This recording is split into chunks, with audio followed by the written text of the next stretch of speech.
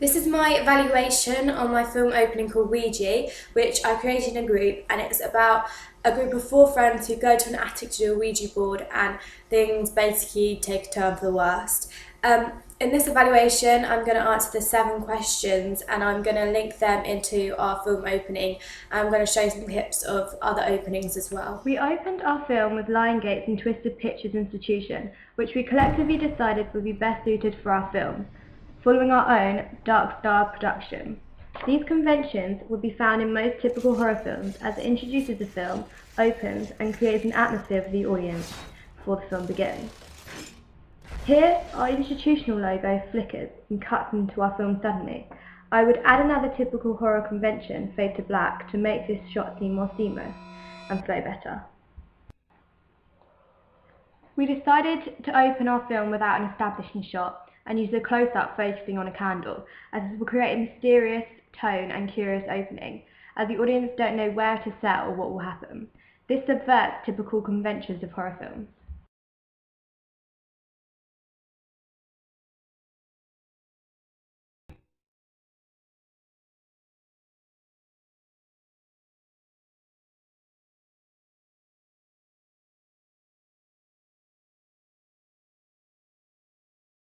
This also challenges the conventions of horror films and therefore creates a unique selling point for our film, which would hopefully interest the audience and maybe make it a memorable, maybe even requestable film for other audiences. This would be due to the subversion of typical horror conventions.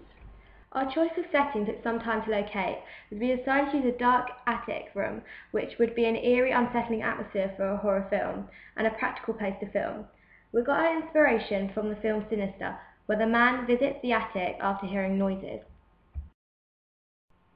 We decided, however, to slightly develop this by creating more light with candles and white walls to make the setting appear slightly different. We also included props such as a crucifix and Ouija board. However, we did also include young, vulnerable characters like in Sinister. We decided to include non-diegetic background music and sound effects to our opening scene. We felt this was a strong connotation of a classic horror film. An example of a horror film that's included this is Woman in Black. In the opening scene, they have a group of young children playing in a vintage age-style room, which contrasts to the background music, which is very eerie and unsettling. This warns the audience that something bad's going to happen, as the contrast is very strong between the mise-en-scène and the non-diegetic music.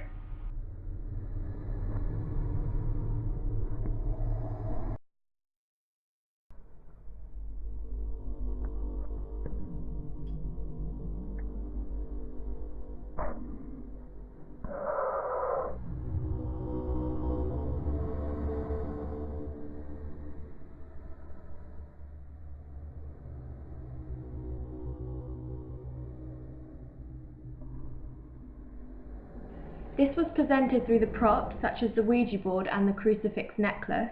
Also, the candles and dark lighting and the small enclosed space made it much more intimate and eerie.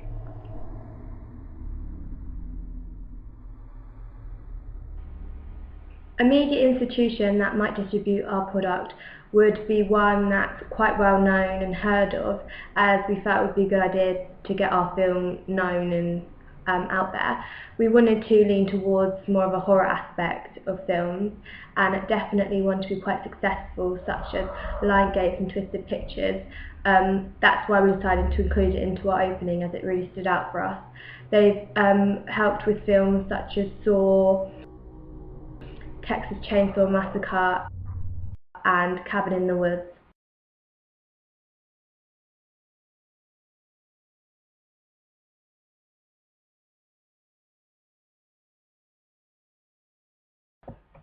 I felt doing our research into the audience profile really helped us get an insight into what the audience want for horror films.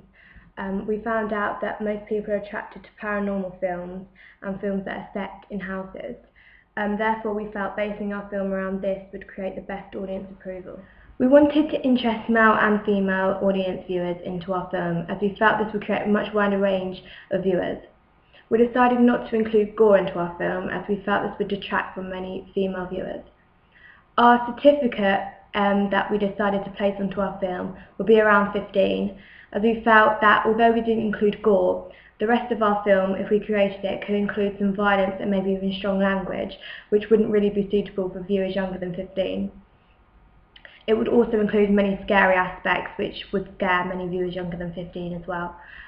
We also felt that the kind of target audience for our film would be around 15 to 30, so the younger generation, as we did include younger actors, and this younger generation probably would relate to the younger actors more.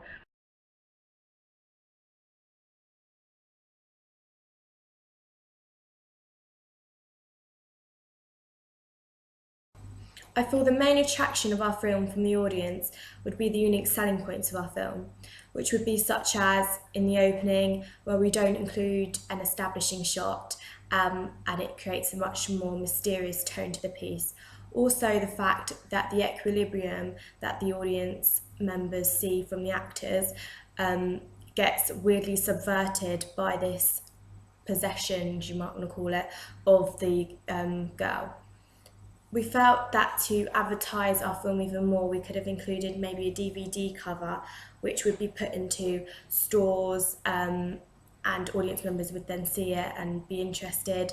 Maybe even adverts on TV or trailers, as this would really get the audience known of the film Ouija.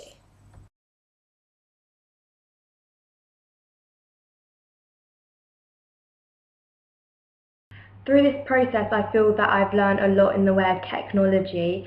For example, I started by using Blogger, which I'd never used before. I actually got a bit frustrated when writing my text and how it would change when I put it onto my actual blog. But I've got a lot used to it now, and now I look back, I really feel it helped with presenting my work. I also started using a program called Explain Everything, which my teacher said would be a good thing to use to present my work, as you basically do like a voiceover and you can put pictures on and things like that, and you can record your voice as well. So I learned how to use that and use that into one of my projects. I think it was my horror shop location. This is the video tutorial that I used for finding out how to embed my Prezi presentations into my blog.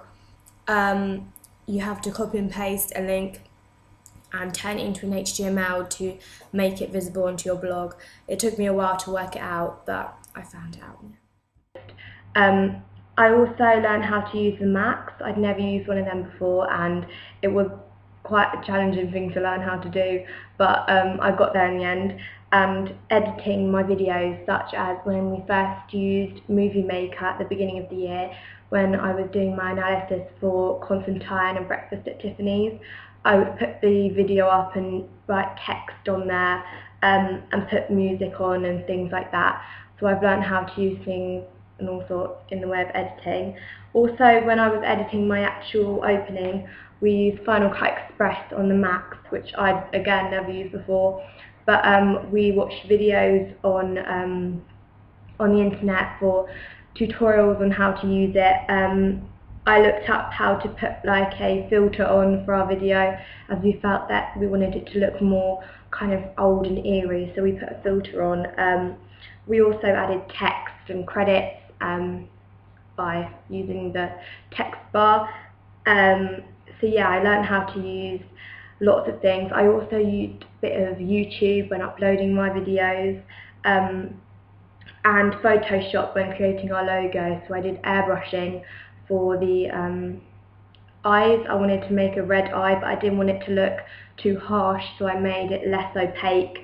And yeah, so I played around with that, and also I played around with creating like a GIF for this logo that we didn't even use in the end, but it took a while to get used to things like that on Photoshop. So I feel like I've learned a lot in the way of constructing this project.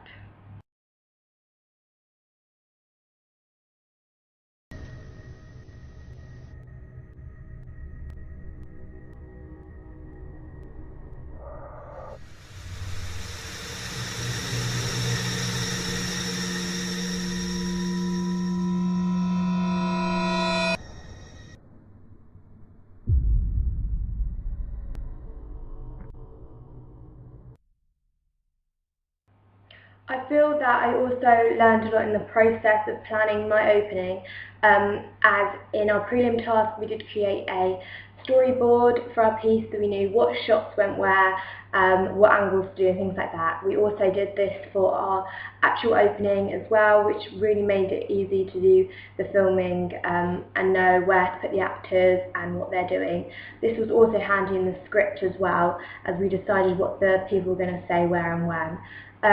However, we didn't include a shooting schedule for our prelim task, and we also didn't include one in the beginning of filming our actual opening, which I did find very difficult in when I needed to get the actors together at one place at one time.